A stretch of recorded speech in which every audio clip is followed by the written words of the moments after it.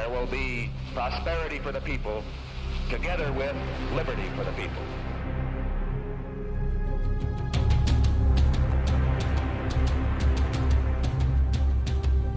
The question is, why are we supporting El Salvador? No, the question was, why are we killing priests in El Salvador? The answer is we're not. Now you be quiet. President Cristiani is trying to do a job for democracy, and the left-wing guerrillas must not take over El Salvador.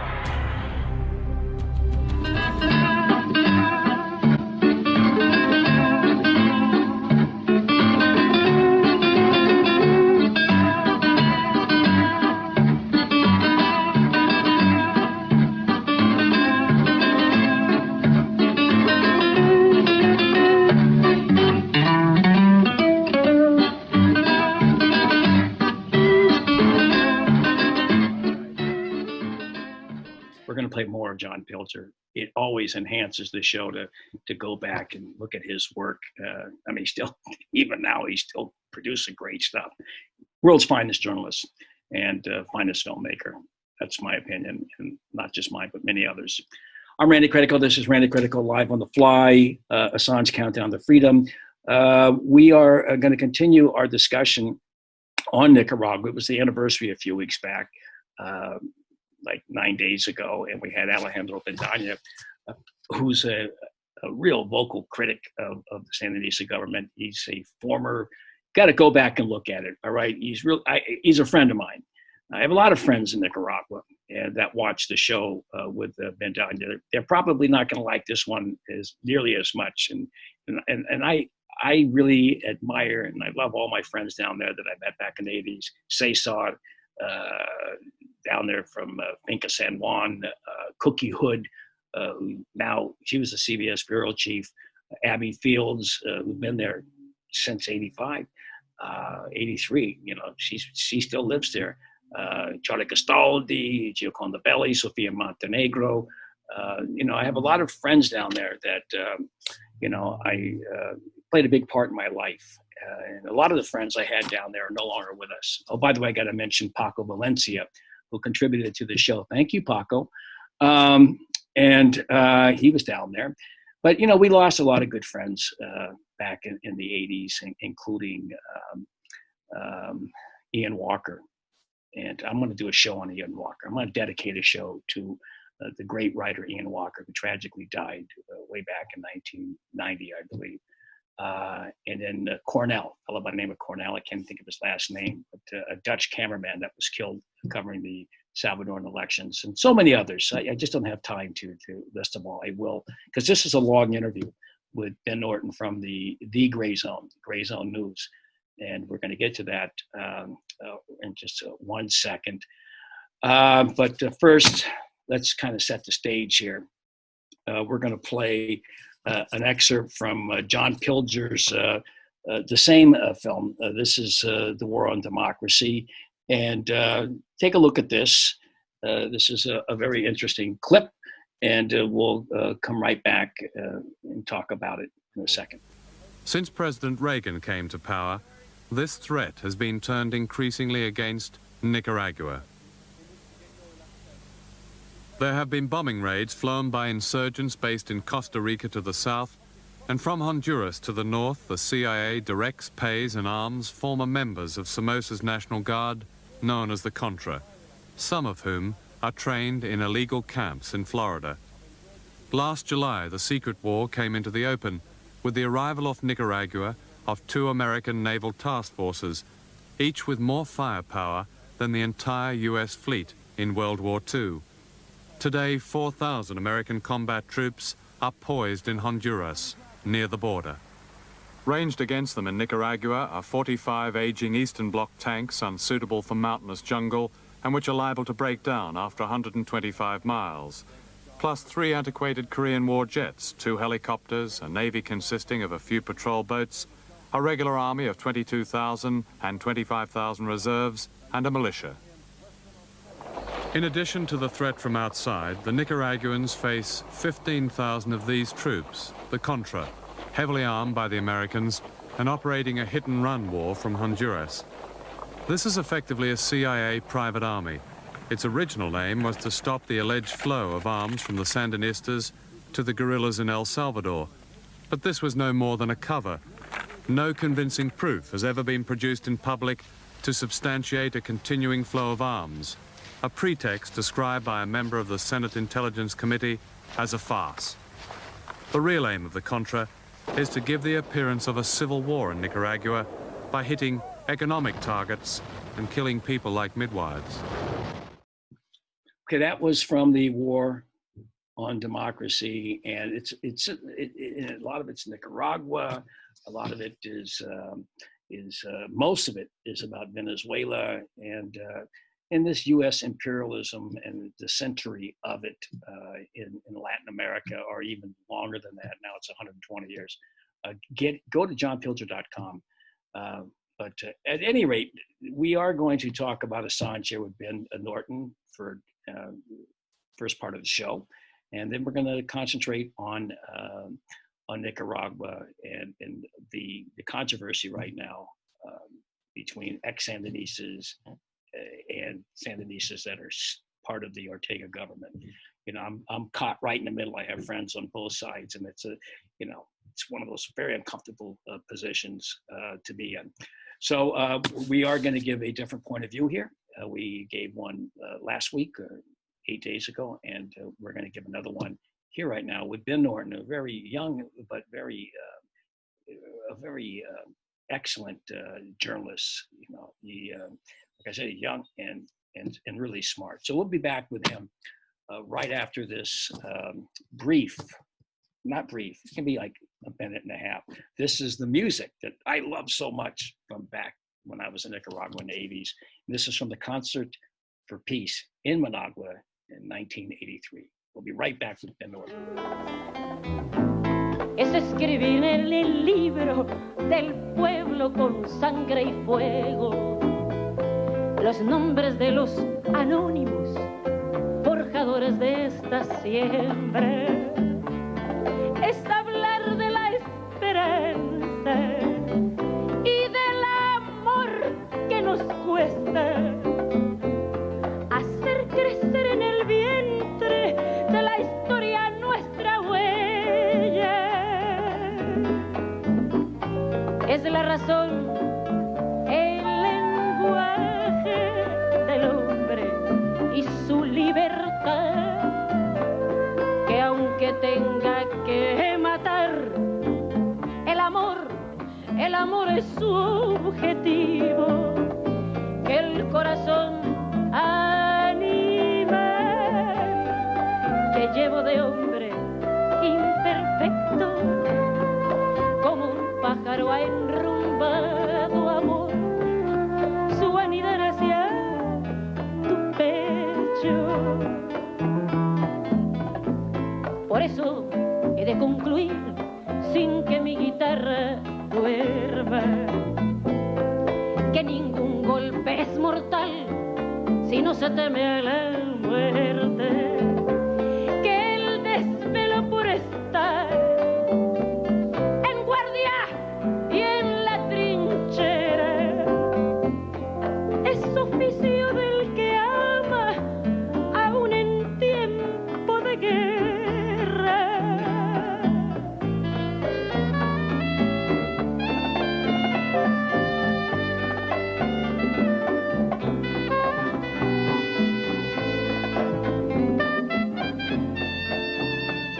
Was music from a live concert in Managua in 1983. We're going to play about 3 or 4 of those clips over the course of this show.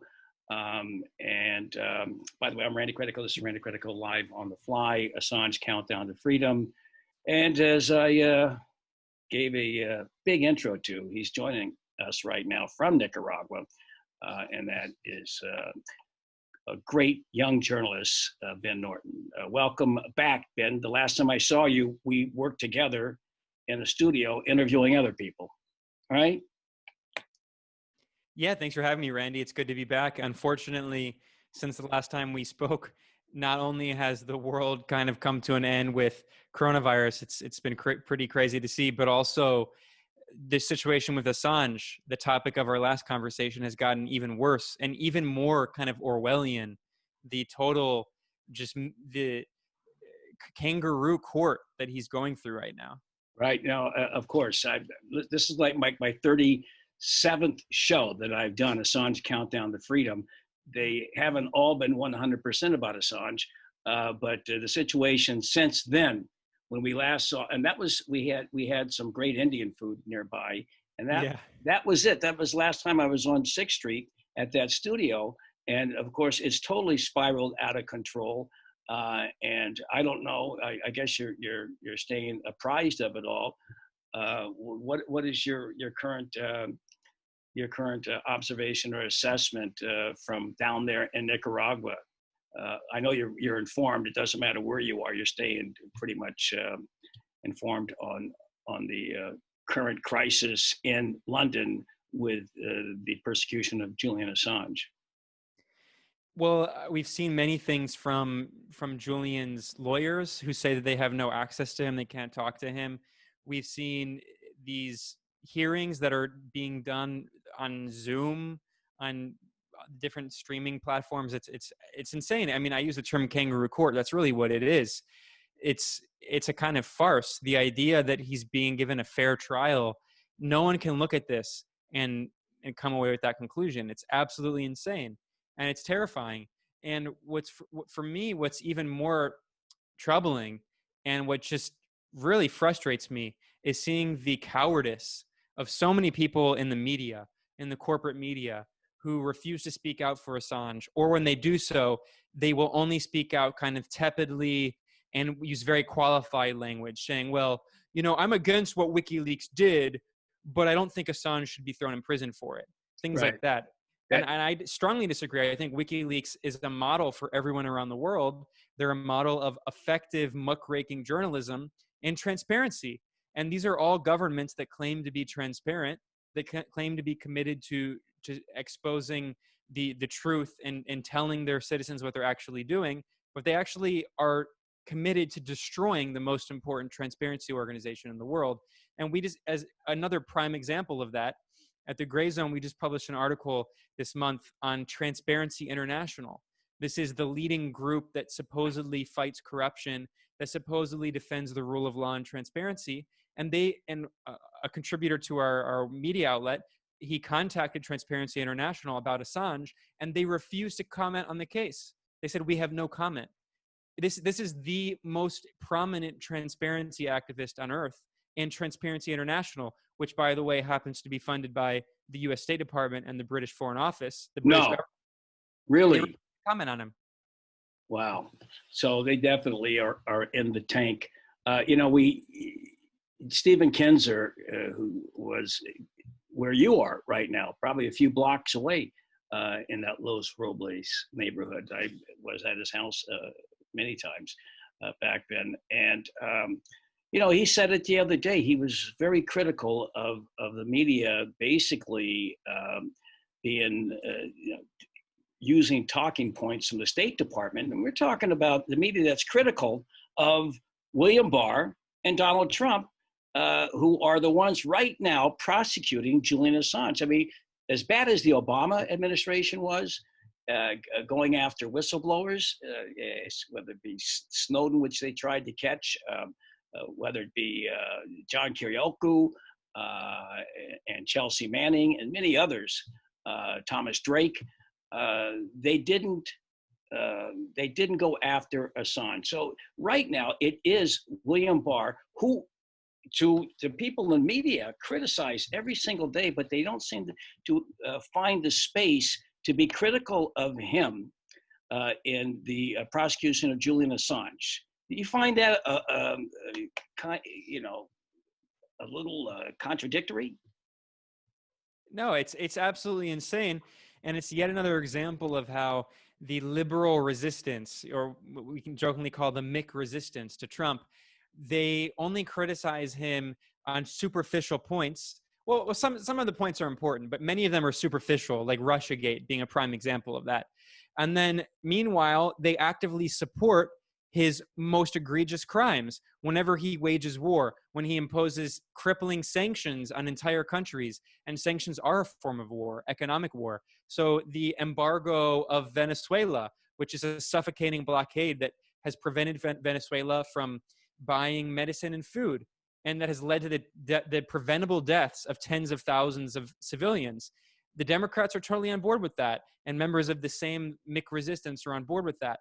The same with Nicaragua here. With every few months, there are new sanctions. And in fact, the last round of sanctions that the Mike Pompeo State Department and the Department of the Treasury imposed under Mnuchin, a creature of Wall Street and the big banks, when they imposed sanctions on Nicaragua here a few months ago, not only did the Democratic Party support it, but you even had respectable members of the human rights industry, including Human Rights Watch itself, in the middle of the coronavirus pandemic. They praised the Trump administration for putting sanctions on Nicaragua. Iran, of course, is another great example. We see a total bipartisan support for these egregious crimes that are resulting in the deaths of tens, probably hundreds of thousands of civilians.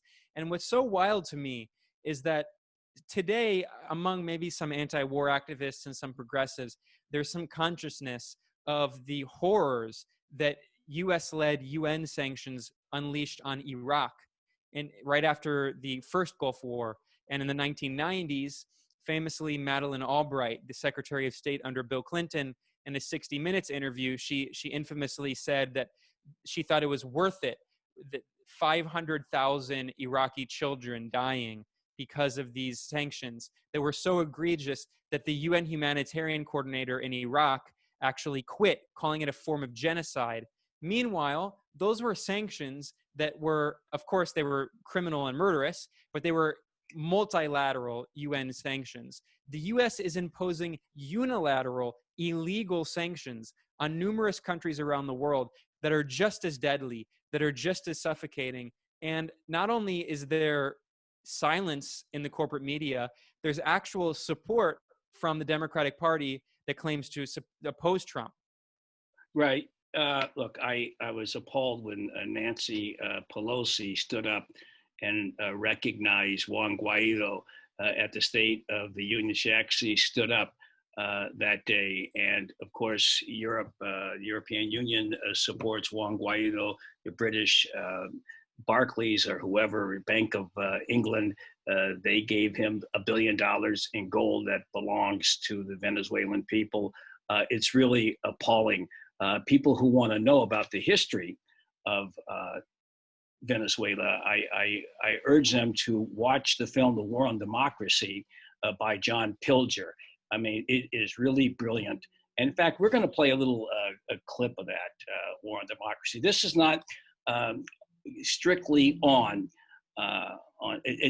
80% is about U.S. past in Venezuela supporting the coup against Hugo Chavez, who won election 10 times, or his party did. But it goes into the past and it goes regionally. And this one is Guatemala, which I want to talk to you about, Guatemala. And I got to get into Nicaragua without pissing off my friends down there, because I have friends down there that have a different point of view than you do. And it's a very difficult spot that I'm in because I spent a lot of time in Nicaragua, and I have a view from back then, and I have a view right now, but we'll get into that. But I just want to show this little piece. This is from The War on Democracy, which everyone should get. In fact, I would recommend that people watch all of John Pilger's movies. They are such a great education, particularly if you are in lockdown. Teach your children well, as Crosby, Stills, and Nash and Young would say, and they should teach them well by giving them access to the films that are online at johnpilger.com. Here. In 1950, this man, Jacobo Arbenz, became the first Guatemalan leader to be democratically elected by a majority of his people, who saw in him the hope of social justice. He was the Hugo Chavez of his day. What was going on in Guatemala is that there was a democratically elected president in 1950, Jacobo Arbenz, who sought to institute a series of New Deal-style reforms in which the state had a greater role in both developing the economy and redistributing wealth. And the centerpiece of that was a land reform. Arbenz was far from radical. His land reform policies were modest. But Washington was having none of it. Howard Hunt was then working for Allen Dulles' CIA. So they said a decision has been made at the highest levels of our government to rid Guatemala of the Arbenz regime, and we would like you to participate in it. You will be the chief of propaganda and political action. In Guatemala, what the CIA did was mobilize every facet of American power. It didn't just isolate Guatemala militarily and diplomatically, but it used the techniques of social psychology in a nearly year-long campaign which created a sense of crisis in Guatemala. What we wanted to do was have a terror campaign to terrify Arbenz particularly, terrify his troops, much as the German Stuka bombers terrified the population of Holland, Belgium, and Poland at the onset of World War II.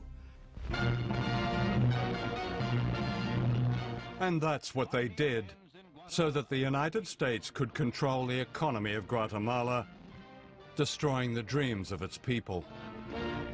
We sowed confusion through the countryside. And of course, by this time, we had aircraft flying over and dropping leaflets and doing a little harmless bombing. A little harmless bombing and a CIA terror campaign cost thousands of lives.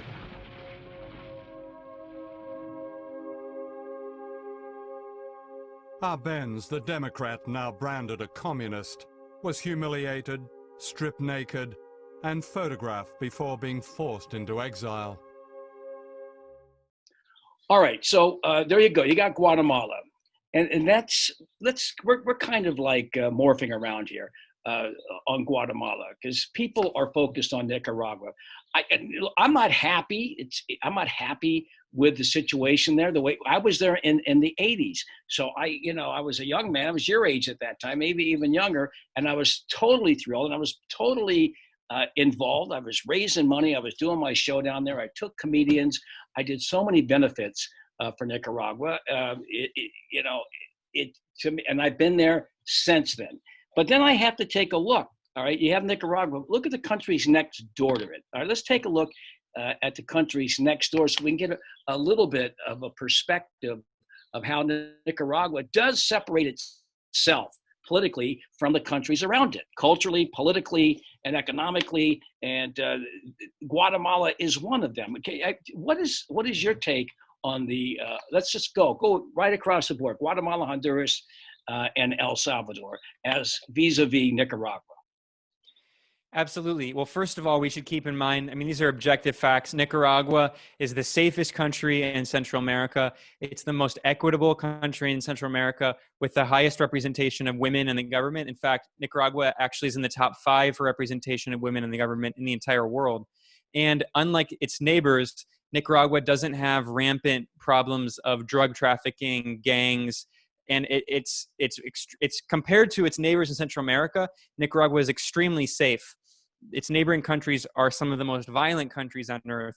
Honduras and El Salvador have consistently, especially until recently, they had the highest murder rates on earth. They have huge problems with drugs and cartels and gangs. And Nicaragua is a kind of an island of a beacon of stability in an otherwise very, very turbulent region.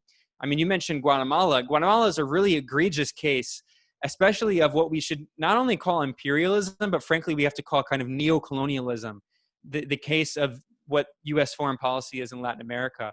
Because under Obama, of course, we saw a variety of coups. We saw the soft coup against the Workers' Party progressive government in Brazil, which installed an unelected neoliberal regime of Michel Temer, which paved the way for the fascist regime of Jair Bolsonaro. So that was under Obama. We saw the beginning of sanctions against Venezuela under Obama.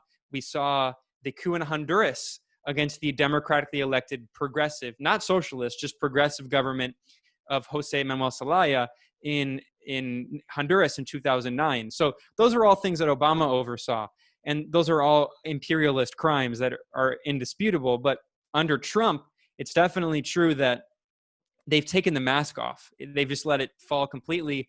And numerous members of the Trump administration have invoked the Monroe Doctrine, which is a nearly 200-year early 19th century colonial doctrine in which the U.S. said that Latin America is its own colonial backyard. And we saw that former National Security Advisor John Bolton repeatedly invoked the Monroe Doctrine. Mike Pompeo, this ogre, this war criminal who runs the State Department, former CIA director, he has invoked the Monroe Doctrine. So this is colonial language. This is the outlook of the Trump administration. And Guatemala is a prime example of that. Recently, Guatemala had an election, like many of the elections in Guatemala, deeply contested, probably stolen. I mean, they don't have free and fair elections. And who won? Alejandro Giammattei. Yeah. Alejandro Giammattei who is this guy? A prison guard, right? He ran the prisons of Guatemala before, not just a guard, he was the head of the prisons. And when he oversaw the prisons, he oversaw brutal repression and the death of people who protested the conditions inside this brutal prison system. Another thing about Alejandro Giammattei, which is not that well known, this is a guy who is an Italian citizen who has spent a huge part of his life abroad. And what's really wild is there was a scandal several months ago that didn't get that much attention. It got no attention in English language media, where Giammattei, the right-wing Guatemalan president, and some of his staff, they tried to illegally enter Venezuela by using their other civilian passports. So his Italian passport and some of his top aides were using Italian and Spanish passports. Instead of using their Guatemalan passports, because they knew that the Venezuelan government probably wouldn't let them enter, they were trying to enter with their European passports because they don't recognize the elected Maduro government. They recognize Juan Guaido, and they were trying to enter Venezuela illegally to do a photo op with Juan Guaido. This is the guy an Italian citizen who tries to conspire with Juan Guaido is who's running Guatemala right now. I mean, it's the perfect symbol of the kind of neo-colonial U.S. control that Washington has reasserted over the region. It's really sad. Yeah, so Guatemala has a horrible history. We talked about it the other day in my conversation with Stephen Kinzer, and we played some clips from Mr. Pilger's great film. And Guatemala is a horror story, and it's very sad. All right, what has happened there? Let's get back to really Honduras. Quickly, Randy. On the note of Guatemala, one last note. We have actually one of the most crystal cut, clear cases of genocide in history in Guatemala in the 1980s, and the U.S. government under Reagan was totally involved. And I would be remiss if I didn't mention the leading role of Elliot Abrams. Elliot Abrams was one of the key point men under the Reagan administration. Of course, Reagan was at that point, really out of it, kind of like Joe Biden. I mean, he was suffering from serious dementia, and he hired these war criminals who are sociopaths. Elliot Abrams is a total sociopath. And Elliot Abrams was brought back in by the Trump administration. And Elliot Abrams is the Secretary of State under Pompeo. He is overseeing the Venezuela coup policy. Yeah. And in the 1980s, it was Elliot Abrams and John Negroponte and these criminals who oversaw support for the genocidal dictatorship of Efrain Rios Montt, who committed an extermination campaign against the indigenous Maya population and was tried at the international court and convicted for genocide. The U.S. had its hands all over that. So I remember it very well. It's so criminal. This history in Central America is not well known, and it's some of the worst examples of U.S. imperialism. Even worse than like Pinochet. I know how bad Rios Montt was. I know how bad I was there. I was very nervous when I went there in 87, 88 into Guatemala City. And I know what Reagan said. He said, Rios Montt got a bum rap, and he's a good man. If he ever said someone was a good man, he was an asshole. All right. So I know about that. And I know about El Salvador, when you had all of those Catholic nuns that were murdered there. You had Archbishop Romero, who was murdered there back in the 80s. I did feel safe in Nicaragua. I did feel safe in that country back then. I did not feel comfortable in El Salvador. Did not feel comfortable in Honduras when I was there, or Guatemala in the 80s, and a little better in Costa Rica back then. It was a lot more civilized. But Well, Costa Rica is also much richer. We have to keep that in mind. It has a lot more money.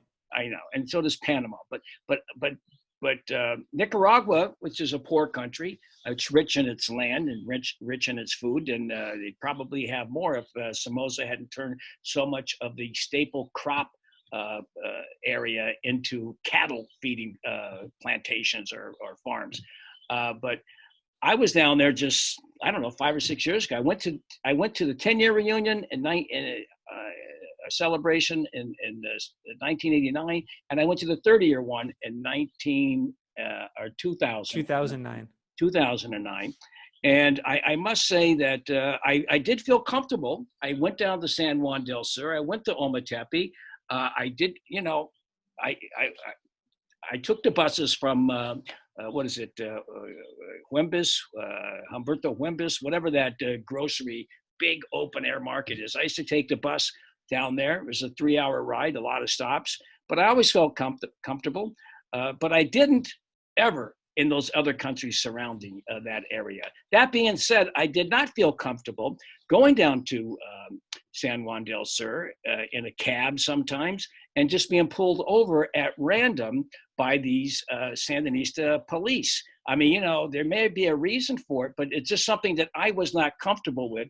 And, I'm sure all of these countries in South America or Central America do the same thing. And these guys were not brutal. They weren't brutal. They didn't joust. They didn't rouse me. But the fact is that I idealize it, that would not happen. But it did happen.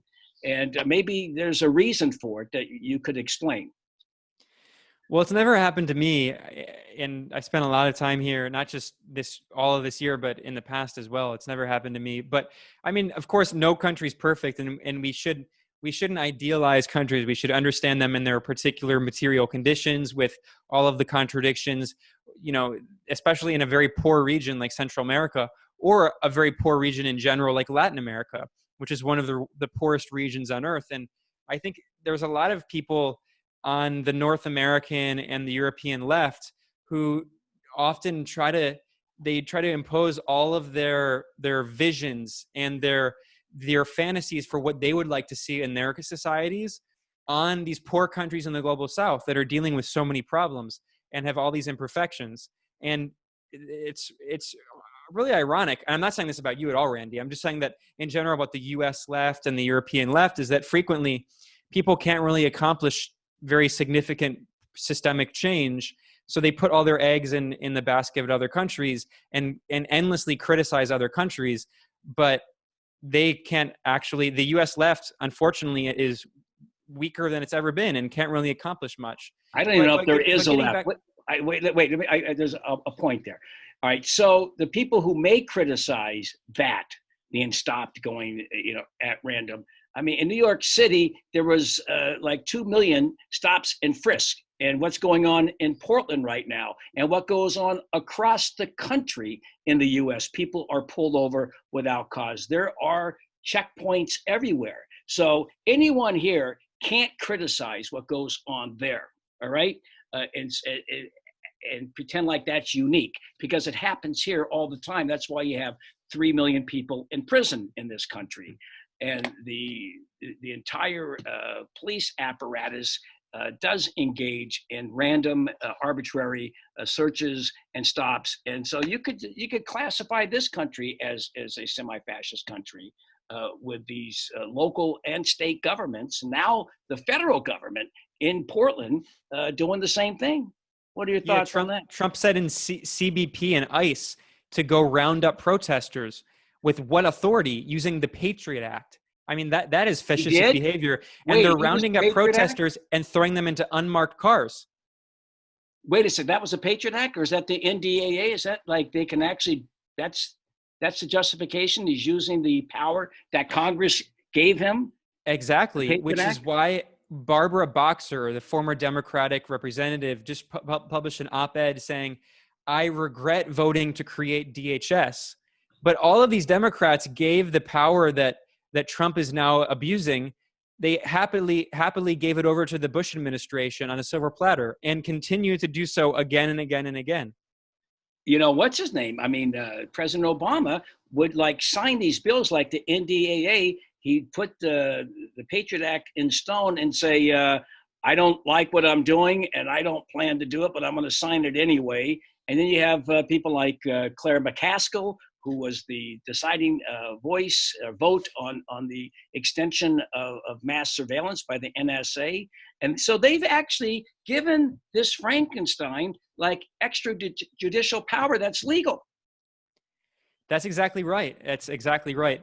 And getting back to your point about corruption, it's like, look, yeah, of course, there's corruption in every country, and this is not whataboutery. I mean, if no country's perfect, so I don't dispute that sometimes people in Nicaragua have issues with corruption, but we always have to understand it in the context of the region of Central America, where the corruption in neighboring countries is just mind-boggling, where in Honduras, it's basically a failed state. I mean, I didn't even mention what happened after the coup. I mean, right now, the dictator of Honduras, the so-called president, Juan Orlando Hernandez, who goes by Ho, J-O-H, he is so corrupt that his brother, Tony Hernandez, is actually in prison in the U.S. because he was a U.S. federal court in New York found him guilty of trafficking thousands of tons of cocaine and machine guns. And not only that, El Chapo Guzman, the most notorious drug lord on earth, admitted that he gave $1 million of US dollars in cash to Tony Hernandez in order to give to his brother, Juan Orlando Hernandez, which he used to fund his so-called re-election campaign in Honduras, which he stole anyway, because even the Organization of American States, which is a right-wing puppet of the US, which helped carry out the fascist coup in Bolivia, even they acknowledged that the election to supposedly re-elect Juan Orlando Hernandez in Honduras was totally illegitimate. So, I mean, this is a narco regime run by a corrupt drug trafficker installed by the U.S. government and propped up by the Honduran military, which is trained by the U.S. military, which has the largest U.S. military base in all of Latin America, the Soto Cano Air Base in Honduras. So, yeah, I mean, of course, Nicaragua still has its issues, but it's just we always have to compare apples to apples and not apples to oranges, right? So we always have to compare Nicaragua to its neighbors. Well, I do. I understand that, and we agree on points. We may disagree on other points. You know, like I said, I'm stuck in the middle, and I'm playing the part today, not as an activist, but as an objective journalist. Even though I'm not a trained journalist, but I did have someone on the other day who I do respect, who laid out the history of Nicaragua better than anybody ever has. Now, we may have issues afterwards, but I haven't had anyone who knows the history of Nicaragua, at least up until 1979, better than Alejandro Bendaña. And he made a lot of points points about there really isn't an organized, there wasn't the last couple of elections, an organized candidate that they all could get behind. That would satisfy the needs of the average person. I want to talk to you about the average person, about the campesinos, about people that live in Ometepe, about just the low-wage, low-paid Nicaraguan citizen. But we're going to take a quick break, and we'll come back and we'll talk more about Nicaragua. Here's some more music from that great concert for peace in Nicaragua in 1983 in Managua, the 4-year anniversary of the Sandinista Revolution. Compadre, guarda barranco, hermano de viento, de canto y de luz. Decime si en tus andanzas viste una chavala llamada Arlenciú. Yo vi descenso entre amigos, una estrella dulce en el cañaveral, saeta de 1000 colores, entre los rumores del pajonal.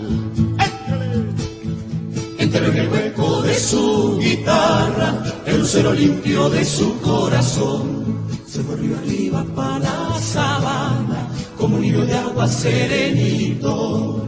Dice Martiniano que en la montaña, revolucionario todo es allí, que anda clandestina una mariposa y su responsable es un colibrí, que anda clandestina una mariposa y su responsable es un colibrí.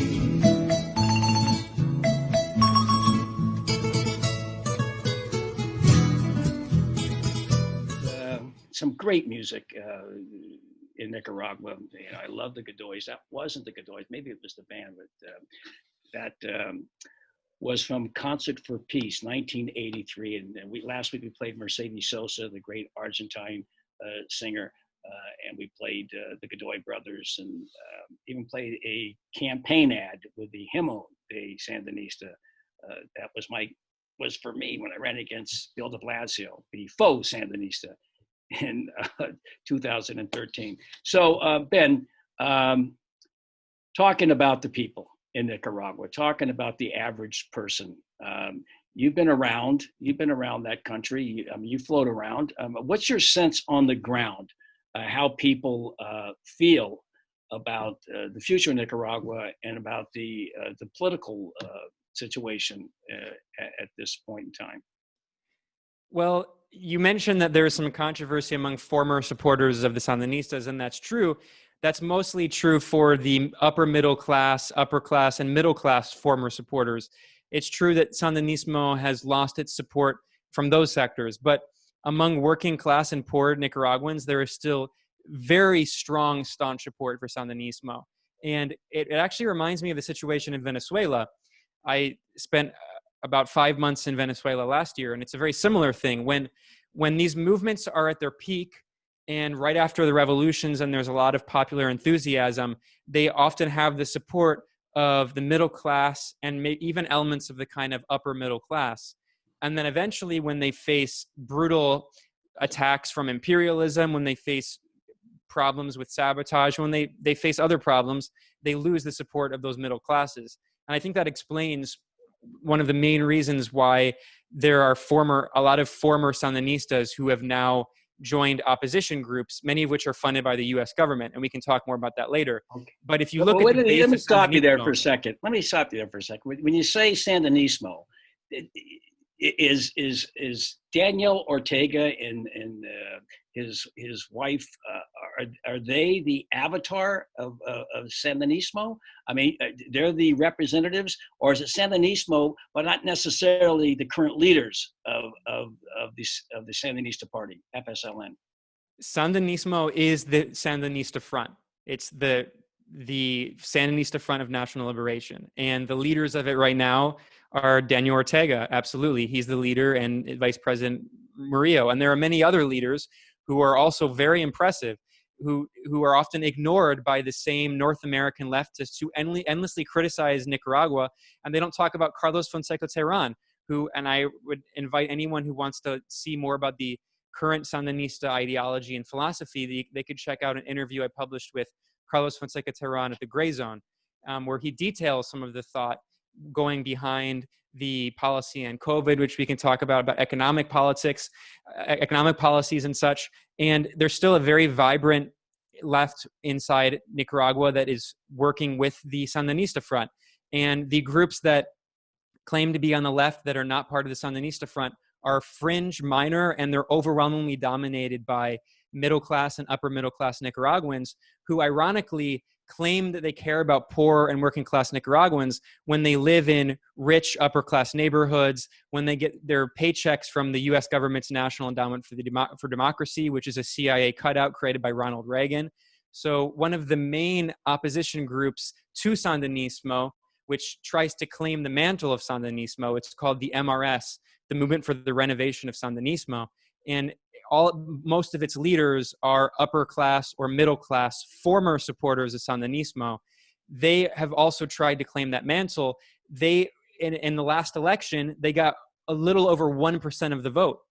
So if we're talking about popular support for the Sandinista Front, I mean, this is a group that didn't even meet the threshold needed to enter the parliament. This is a group that is absolutely fringe, and their only support are in North American media outlets, U.S. government-funded opposition media outlets here, like La Prensa, which has a history of being funded by the NED and the CIA, or NGOs, which are funded by the U.S. government. I know a lot of the people that you may be referring to, and some may have that aura of being, just upper class and only are concerned with their own position. But I know many people out there. I mean, I was there. I was there for 6 years of my life. I gave it my all. And there are people who were very dedicated there, extremely revolutionary. And they, you can't just say dismiss them as disgruntled because they don't have the power. I mean, you have to give them their due. They were part of it. There are people that really struggled, people that gave it their all, that wrote, that mobilized, that they were out there, and it's okay for them not to be particularly happy with Daniel Ortega and not be anti-Sandinista. You know what I mean? I mean, can you give them some space to say that there are people who are legitimately disgruntled on legitimate grounds? Well, that there's a difference between criticizing and becoming active opposition members who are funded by the U.S. government and actively support coup efforts. And many of these figures, not just in Nicaragua, but also in Venezuela, because there was a very similar movement in Venezuela called Critical Chavismo, of people who claimed to criticize the Chavista government from the left, who supported Hugo Chavez and then had falling outs, or opposed Nicolas Maduro, who claimed that they're Chavistas. Meanwhile, many of those leaders this past year supported the coup attempt, supported Juan Guaido, met with Juan Guaido. There are numerous leaders of the critical Chavista movement who claim to be socialists, who had meetings in February 2019 with the Trump-backed coup leader. And likewise, in 2018, there were many people who call themselves former Sandinistas who claim that they're still on the left, who get their paychecks from the U.S. I mean, ideology is one thing, but there's also material politics. You can have an ideology, but still act against that ideology in practice in your politics. And people in Nicaragua who say that they want to have a renovation of Sandinismo, who are funded by the Trump State Department and the U.S. Agency for International Development, and who supported the coup in April of 2018, which was brutally violent. I mean, it doesn't matter what your politics are, because there's a long history, for instance, in the United States of Trotskyites. And I'm not saying that they're all Trots. I'm just saying that there is a history of Trotskyites, most famously Max Shachtman, who said that I'm a Marxist and I'm a socialist and the Soviet Union is not truly socialist, who supported the Vietnam War, who supported the Korean War, who supported the Bay of Pigs invasion. I mean, ideology only goes so far.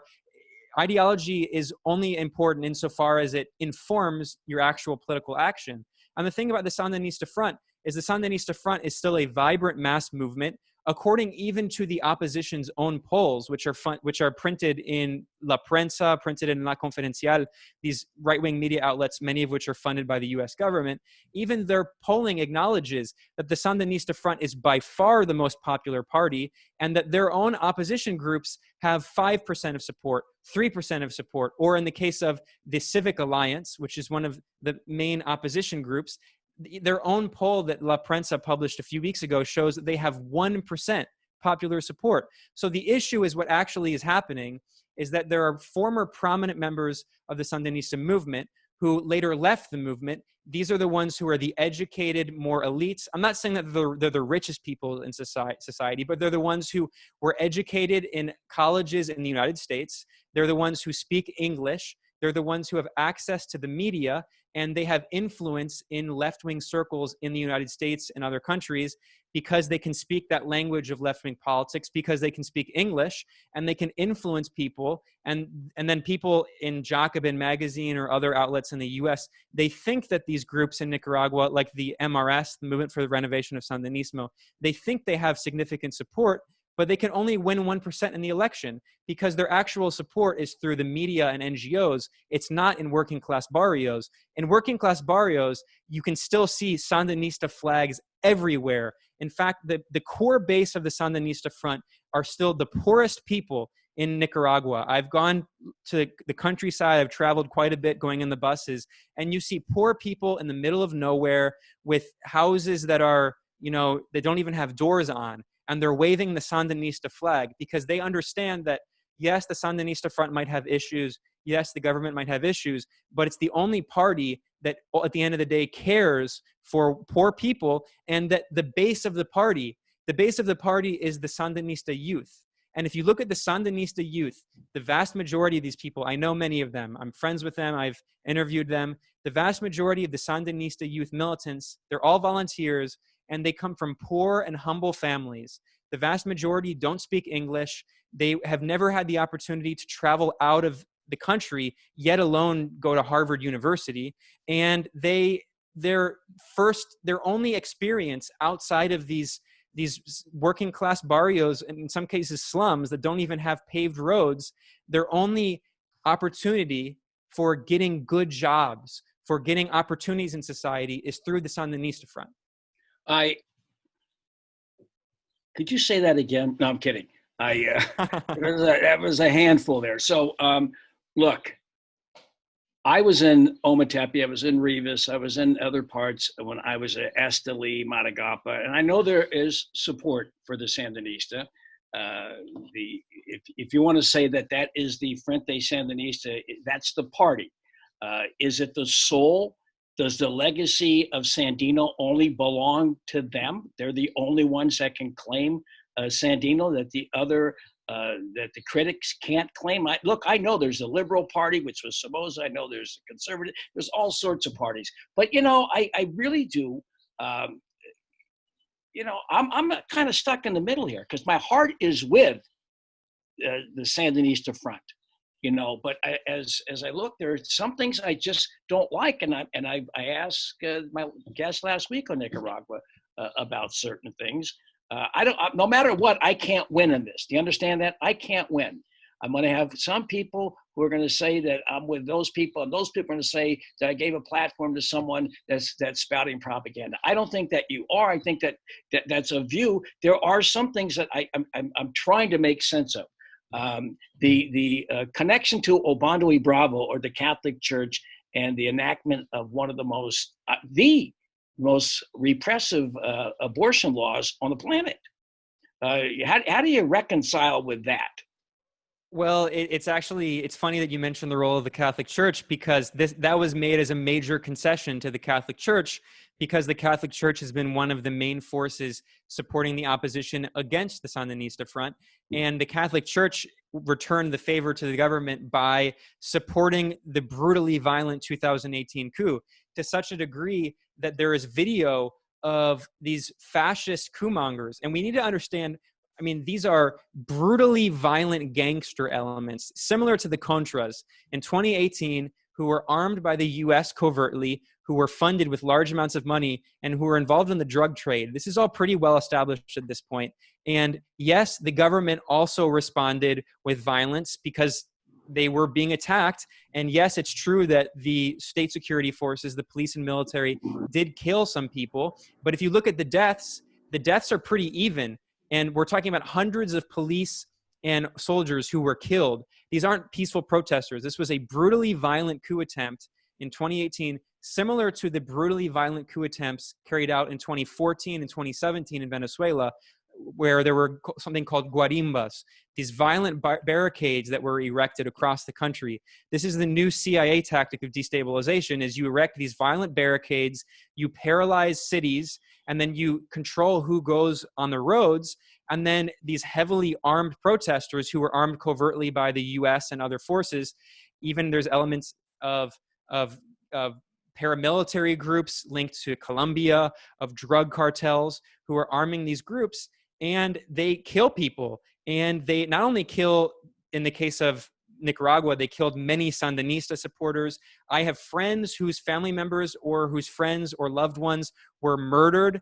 I actually interviewed, in one of the most tear-jerking moments of my life in Jinotepe, I interviewed a very humble, poor Sandinista militant who his brother and his father were tortured and murdered on camera in 2018 by these coup mongers backed by the US government, who they killed them for being Sandinistas. And then after that, they lit their bodies on fire and threw them in the garbage. And then meanwhile, we're supposed to believe that there was a progressive uprising that the 2018 coup attempt was a progressive uprising. I mean, it's really insane.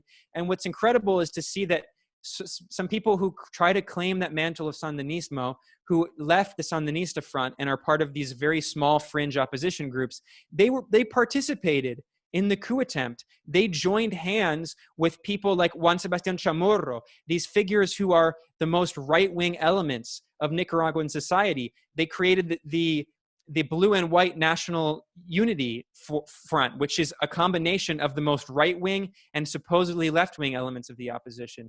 They created the Civic Alliance. I mean, these groups, they claim that they support Sandinismo. They claim that they're left-wing, but all of their actions are right-wing. So at the end of the day, it doesn't really matter how much you can read of socialist theory if at the end of the day, you're going to take the actions of actually supporting what are a violent coup attempt. And anyway, getting back to answer your question, because I don't want to sound we like got to I'm move changing on, the man. subject.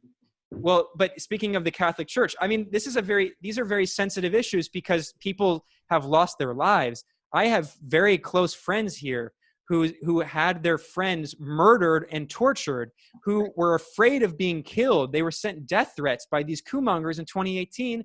And then I have these people, I'm not saying this about you, Randy, but people at Jacobin magazine, these people in New York who call themselves socialists, who are portraying a Trump-backed fascist coup as a progressive uprising. These are the same people last year in November. They portrayed the fascist coup in Bolivia as a progressive uprising against a so-called dictator. They said Evo Morales was a neoliberal dictator and that they supported the so-called progressive uprising. When meanwhile, who they smeared us as authoritarian or whatever, they said that we were stupid for supporting Evo Morales and the MAS party because we said that it was a fascist coup backed by the Trump administration.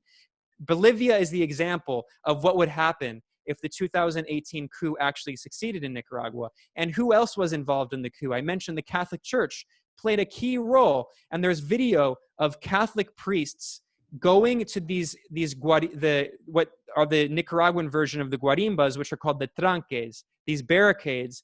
And these Catholic priests would show up and they would bless and they would pray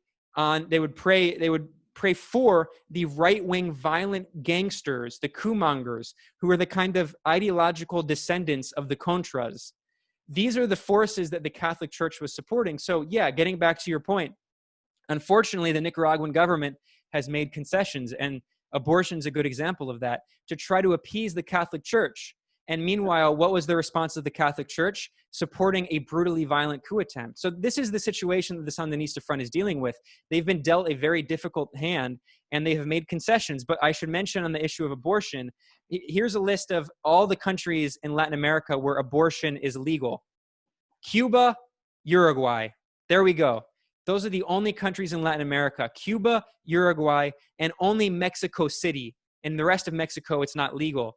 So you know who also has equally brutal laws against abortion? El Salvador, Dominican Republic, Guatemala, Honduras, Paraguay, Brazil. I mean, all of these countries have extremely bad abortion laws. All right, listen, I understand that. I don't expect it from an enlightened revolutionary that had so many women. Nora Astorga, who was out there, a major fighting figure, and then an ambassador to the UN. There are a lot of women, June Mulligan, who were out there fighting in the Sandinista back in the early days before 1979. Arlen Sue, there's so many martyrs. But yes, there's tons of women. So I expect it from El Salvador. I expect it from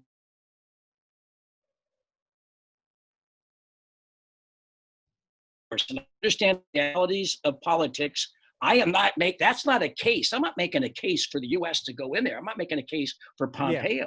I'm not saying you are, Randy. If I didn't talk about these things, people would say that I was just throwing softballs. So I want to, and the other thing that, one other quick note on this, Randy, and I really respect you for facilitating this conversation, because a lot of people, they refuse to have conversations like this on different sides. So I appreciate that a lot. On the issue of abortion, another point that we need to talk about is that, the reality is that on the book, Nicaragua has very bad draconian abortion laws forbidding abortion. but the reality is that if you talk to women, including Sandinista women, the reality is that when it comes to enforcement of those laws, they don't really enforce them, and that there is a kind of underground. People know that for abortion, that the government doesn't talk about, because the reality is that, and you could say that this is an element of opportunism, but the reality is that Nicaragua, like many poor countries in the global south, is very religious. This is a country where almost 100% of the population identifies as Christian, and there's a very big, not only Catholic, but a very big growing evangelical population. Yeah, that's pretty scary. The evangelical, when I was there, you'd see all these people with orange shirts. It would have been really cheap to fly to Nicaragua if not for all of these, evangelicals going down there to try to recruit followers. And, that's something that I don't like. You go to motels and hotels, they're all over the place, trying to convert people into this like right-wing Baptist or evangelical, religion. So I may have spoken too long about that part about. Well, and then the other point I just want to reiterate on this issue of because a lot of people in the U.S. left, there's no left here. Wait a second, there is no left. All right. Well, a lot of progressives in the U.S. they talk about abortion as if it's the only women's rights issue, and of course, I agree with Cuba's model.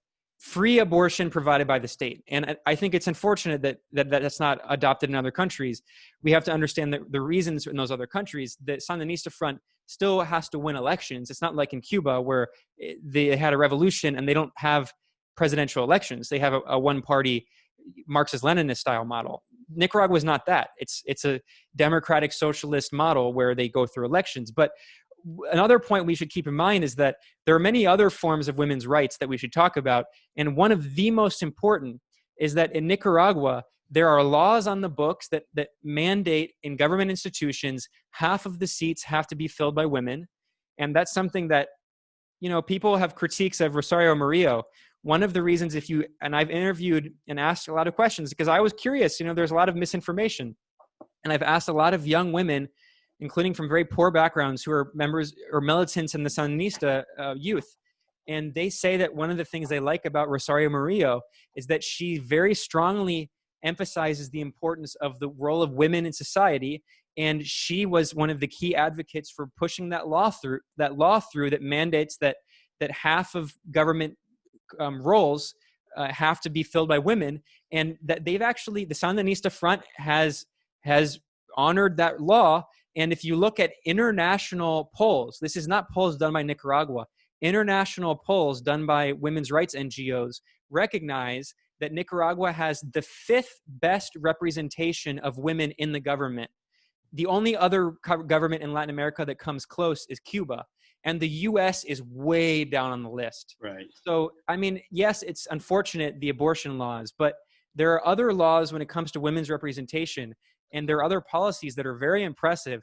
And in the Sandinista youth, women play a very significant role in the Sandinista movement. And when we talk about Sandinismo, the Sandinista youth is the lifeblood of Sandinismo. They're the ones on the ground who are volunteering in the communities, delivering food to people.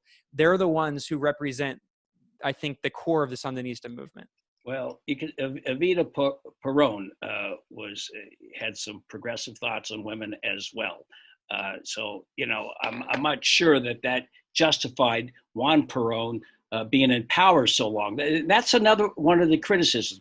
I'm one of those guys getting older, and I'm suspicious of anyone that wants to be in power continually. You got Trump that wants to be in power. You see this a lot. People that once they get in, power corrupts.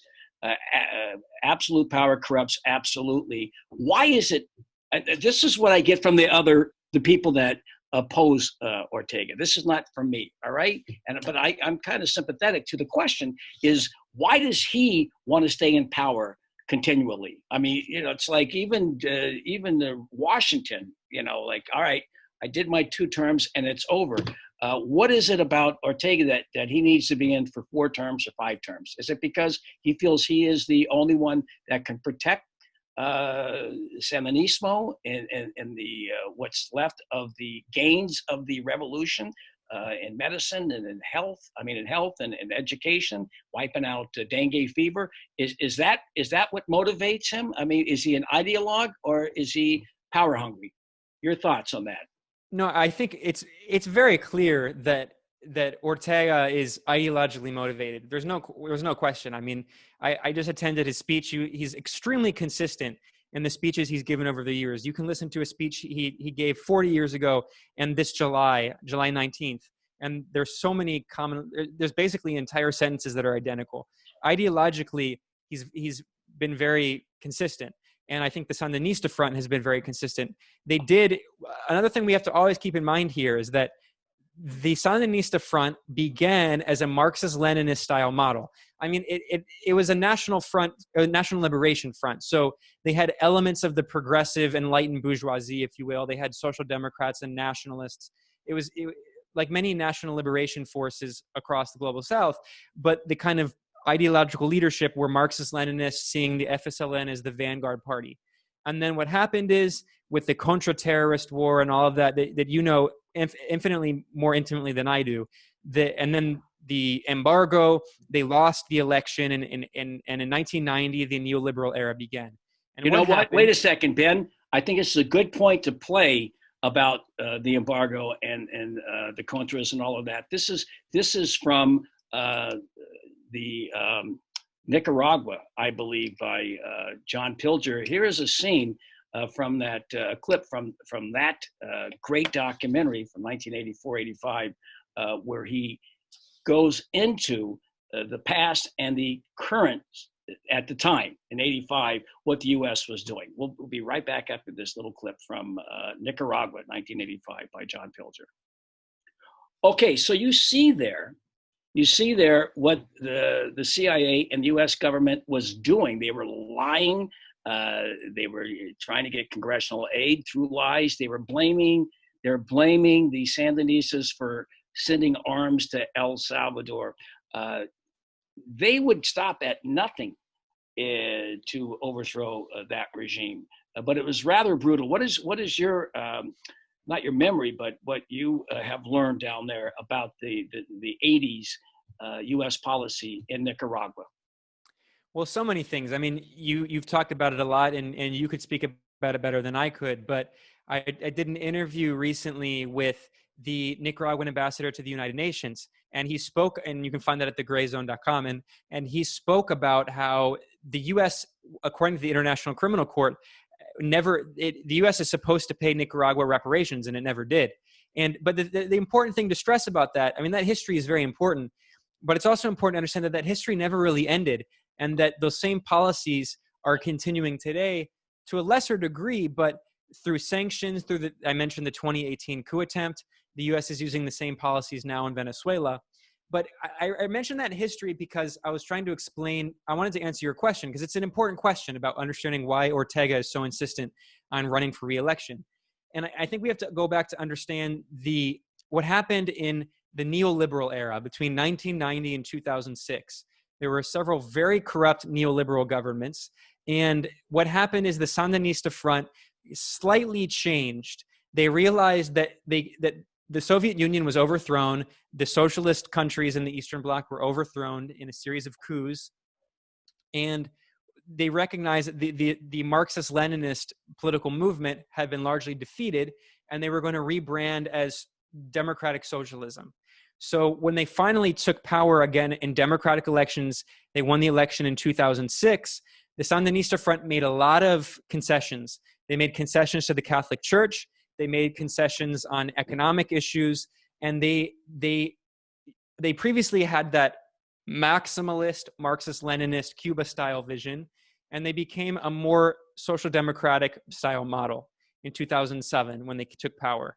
So that's strictly because they wanted to win the election, and there's an element of opportunism, but it's also the reality of they saw the brutality that they had to live through of war, and they realized that in order to avoid more terror, contra wars, and sanctions, we have to make these concessions.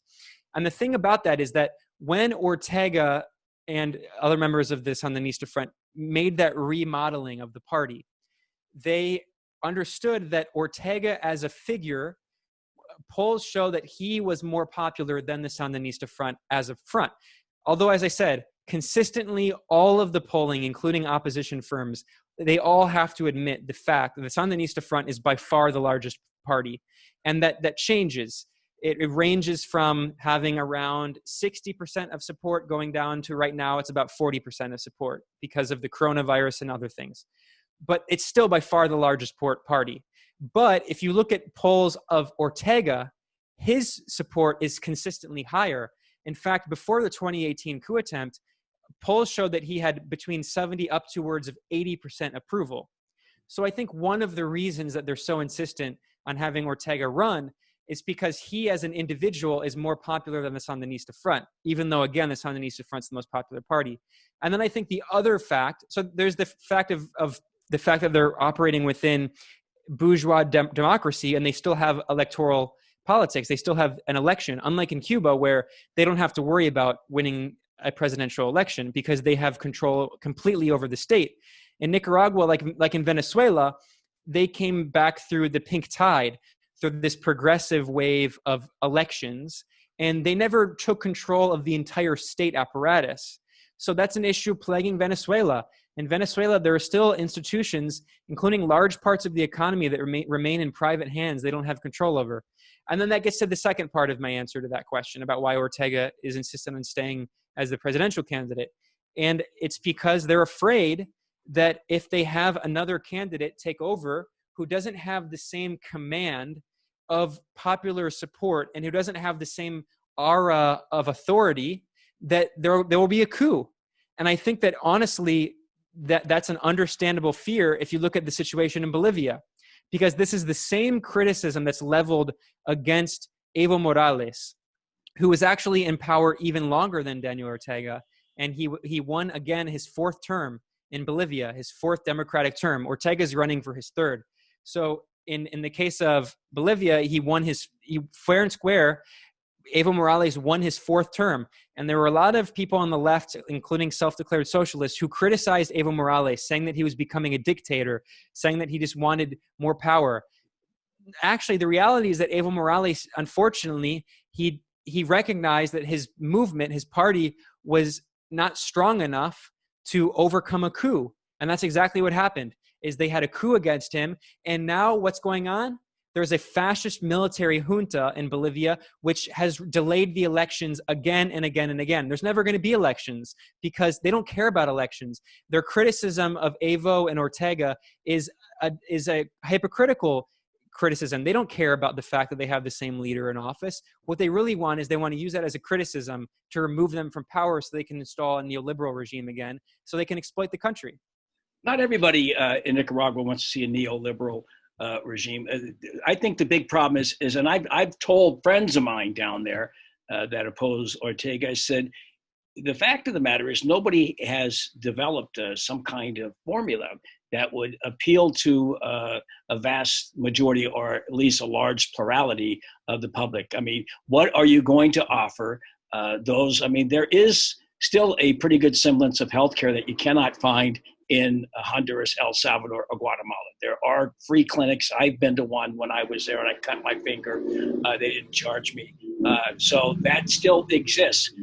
Maybe not as strong as it was in the 70s, but that's something that people, basic needs and education. When I was in Ometepe, I saw a lot of kids running to school in their blue and white school outfits going to school. So, I'm not sure if you see that in the other countries in that region. The other question is here, because as I said, I said to both to Kinzer and to Alejandro Pendañez that Nicaragua, there is, it's like Spain in my heart, that great book by Adam Hochschild, about the Abraham Lincoln Brigade, and those people came back, and that's all they ever talked about. For me, the 80s were the best years of my life. And I'm not talking about doing the Tonight Show with Johnny Carson. I'm talking about those 6 years, more or less, that I was in Nicaragua, because I had a lot of hope. And it was exciting to be down there. And I saw such radical change happening. And so that's I want that to continue. I don't want to see that die. I want it to continue. And I say to them, some of the opponents, and some of them are very bourgeois. And I say, well, what is it that you have to offer? Why can't you get a party together, get behind a candidate, and give a plan that would undermine whatever the current government, the FSLN government, has to offer? Why not? I mean, does anyone have a proposal like that you know of? That's a question that hasn't been answered for me and I haven't asked everybody, leaders of all of these disparate parties. There's so many parties down there. It's like Italy, there's a million parties. So they can't coalesce behind one candidate, and no one can stand out. And that gives the Sandinistas the edge. And I don't see it forthcoming. Do you? Absolutely not, because like I was saying earlier, these opposition parties are largely fringe and they don't have the support of the majority of Nicaraguans who, let's face it, are very poor. This is the second poorest country in the Western Hemisphere after Haiti. And what's incredible is that I've been throughout many countries in Latin America, and I've been to neighboring Honduras, which is technically on paper richer than Nicaragua. But if you're walking the streets of Tegucigalpa, or I went to La Esperanza in the countryside, which is where Berta Cáceres is from, Nicaragua seems like a way richer country than Honduras, even though actually Nicaragua is much poorer. And that's because Nicaragua is the fourth most equitable country in Latin America. Nicaragua, the agriculture in Nicaragua is unmatched. I mean, I could walk around all the way from Managua through Masaya, to Niquinomo and down to San Juan del Sur and pick fruit, pitaya and papaya along the way and stay alive. So there's and the plantains in Ometepe, which they ship to. They come all the way from El Salvador to buy the plantains in. Did you know that? In Ometepe, my friend Cesar, he has a finca there, Finca San Juan, and they got like the most beautiful, huge plantains. So, I mean, in fact, the former president of the Sudan said, if we had Nicaraguans' land, we wouldn't be in this shape. Yeah, absolutely. And the thing about Nicaragua is we should understand that that's a new policy. In the neoliberal era, as with many neoliberal governments in Latin America, they prioritized foreign investment. It's always what they talk about, foreign investment, as opposed to national domestic production. And they imported a lot, especially food. And that's definitely a problem plaguing a lot of Central America. In Nicaragua, one of the things that the Sandinista Front has implemented since 2006, when they won the election and entered in 2007, they have really prioritized food sovereignty, partially because they also recognize that in the 1980s, one of the biggest problems that they faced during the Contra-Terror War and the blockade was that the U.S. blockade prevented them from importing things. So they had a lot of, I'm sure you remember, there were many shortages of things like toilet paper, of soap, of products. So they instead, when they came back to power in 2007, they realized we have to encourage domestic production of all of our necessities. So Nicaragua is one of the only countries in Latin America that is food sovereign. It produces nearly 100% of its food and all of the staples. So milk, wheat, corn, tomatoes, beef, all of those. They produce, of course, beans. In fact, Nicaragua exports beans to numerous countries, including certain states in the U.S. So it's pretty impressive. That's one of the most important gains of the Sandinista Front. And it's one of the reasons that although U.S. sanctions are really hurting Nicaragua, they're not hurting Nicaragua as much as they hurt Venezuela, because Venezuela has a unique history, and this is a history that very much predates Chavismo. And this is something that Sandinismo has actually been able to accomplish that Chavismo was not able to accomplish. And that's that for over 100 years, Venezuela has been a petrostate. For all of the series of regimes before the Chavistas, before Hugo Chavez came into power in elections in 1998, all of the previous governments, they just prioritized using the state, well, before it was privatized, but then in the 1970s under a nationalist government before Chavismo, they partially nationalized the oil company PDVSA, and the government always, and the bourgeoisie in Venezuela always used the oil wealth to fund their social programs, which didn't even really exist that much, but to fund government expenditure, the military and everything.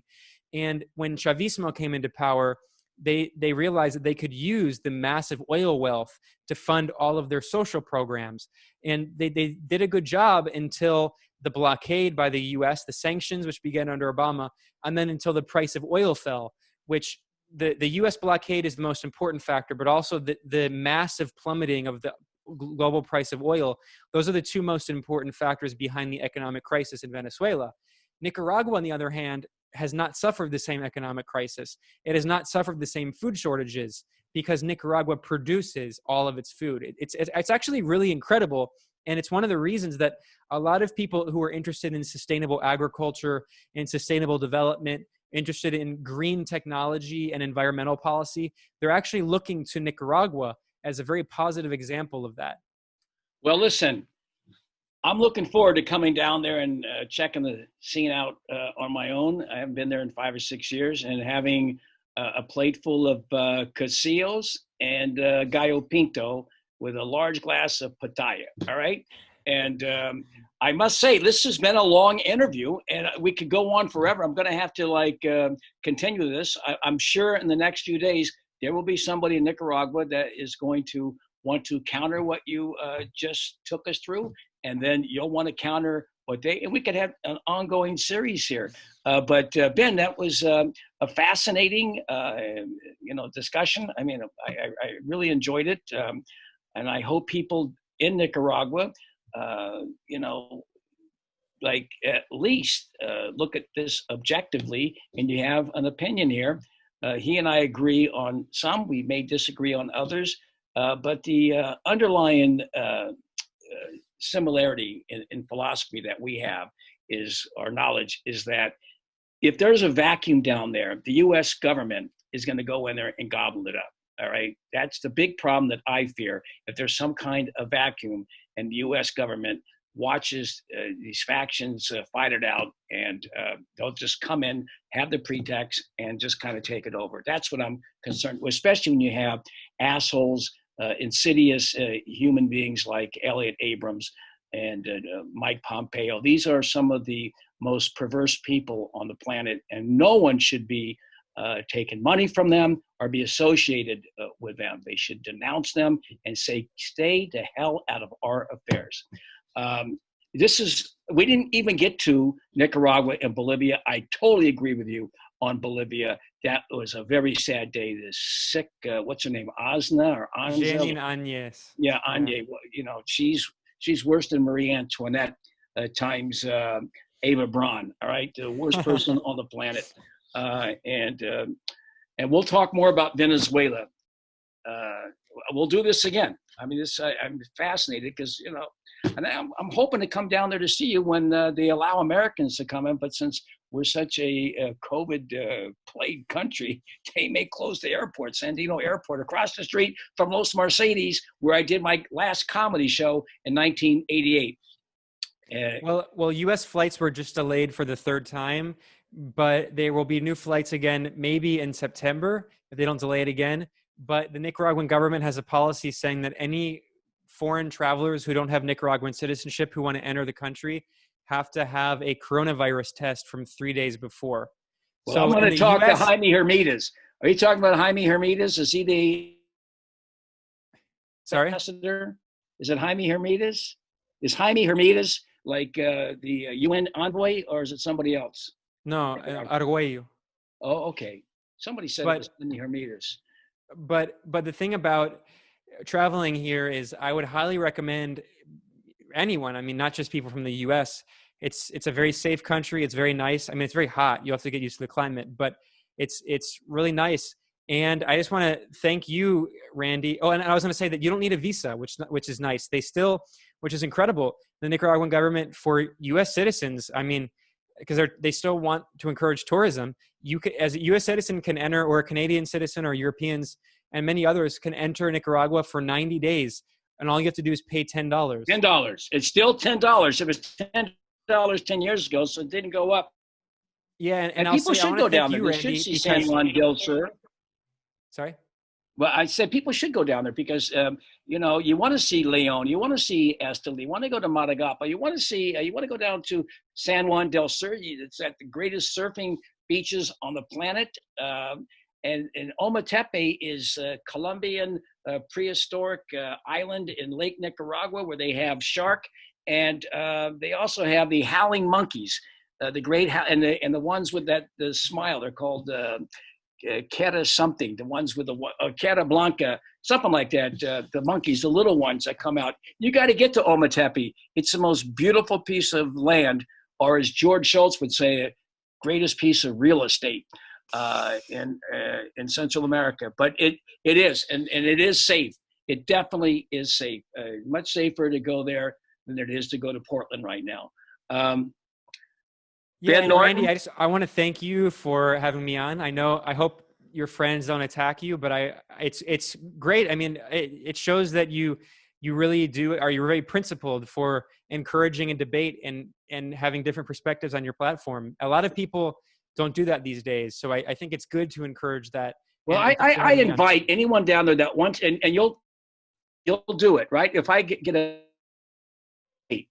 you'll participate if I can get someone to debate you one-on-one? I would love to. And we should also just keep in mind that, and I think it's a great idea, and it's important to have these debates in English, but I think we should also keep in mind that a lot of people in the U.S. who are interested in these topics, they're missing out on 95% of the debates and the conversation because it's in Spanish. And a lot of people, especially in the left in Latin America, because they come from more poor, working class, humble backgrounds, they don't speak English. So there's a lot of other debates happening in Spanish, but I'm glad that we are talking about it in English because it's important to have these debates in English as well. Okay. Well, this was Assange Countdown to Freedom. We did talk about him up front. And if you just want to hear about Assange, go back and listen to it from the top, because we spent the first 10, 12 minutes talking about Assange. We've done 36 shows talking about Julian Assange, and we will continue. Ben Norton from the Gray Zone News. It's grayzone.com, right? Is that the Gray Zone? Thegrayzone.com. Yeah. And with an A, the Yankee spelling, Gray. All right, Gray. It's the Yankee. Okay, that's talking about the Confederate spelling, the blue and the grays. All right, so it's the grayzone news.com. That's it, right? And it's just thegrayzone.com. All right, it's the Gray Zone. And then on Twitter, you're at just Ben Norton 10 or something like that. No, Benjamin Norton. But yeah, people, you can just, if you just Google it, you can find it. All right. I'm sure you're going to get some feedback on this one. And say hello to Anya and to Max and to Aaron and all the other fine journalists, young journalists who grace thegrayzone.com. All right. Ben Thank Norton. you, Randy. And stay safe in New York. I know it's pretty scary over there. Yeah, well, I'm not there. I'm like many miles away. All right. On horseback. All right. Well, like Sandy. Well, you're in New York State. You're still in the state. Yeah. Well, I got Cuomo to worry about. I'm sure he's got the search dogs looking for me. All right. Thanks a lot, Ben Norton, and we'll talk to you soon. All right. We'll be right back after this music from the 1983 Concert for Peace that took place in Managua. We'll be right back with some closing thoughts. Se partió en Nicaragua otro hierro caliente. Se partió en Nicaragua otro hierro caliente. Con que el águila daba se señala a la gente. Con que el águila daba se señala a la gente. Se partió en Nicaragua otra soga con cebo. Se partió en Nicaragua otra soga con cebo. Con que el águila daba por el cuello al obrero.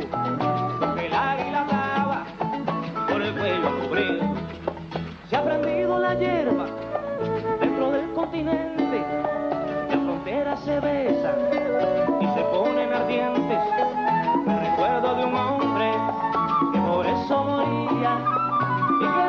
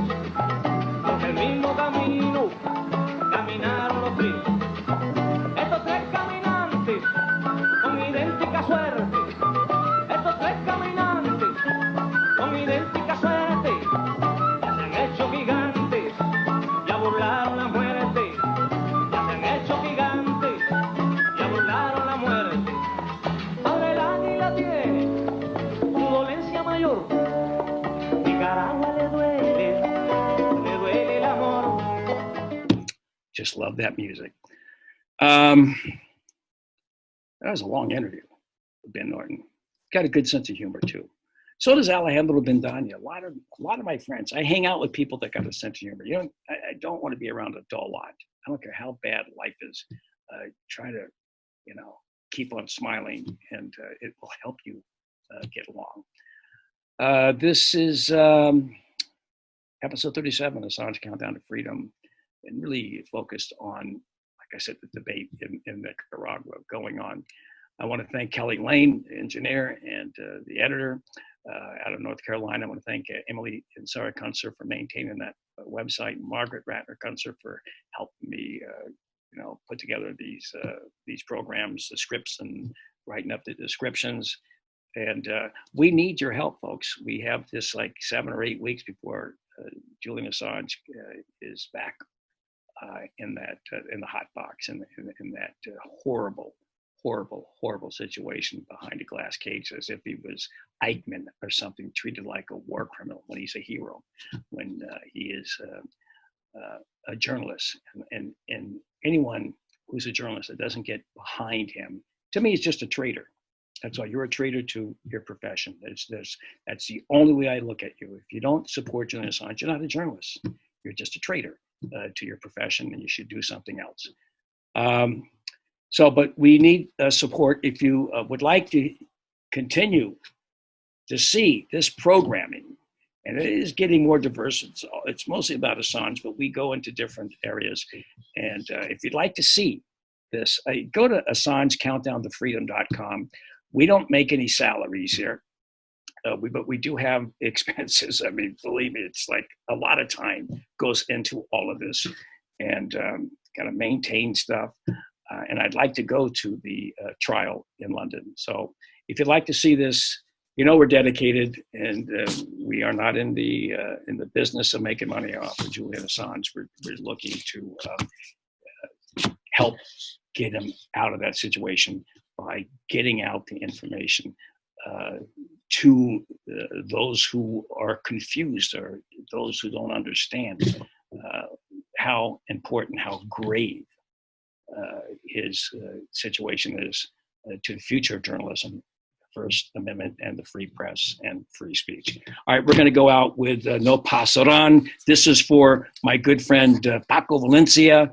He requested it. So Paco, this is to you and to all of my friends down there in the great country, the great people of Nicaragua. We'll see you next time. Vendrá la guerra, amor, y en el combate no habrá tregua ni freno para el canto, sino poesía haciendo incontenible del cañón de fusiles libertarios.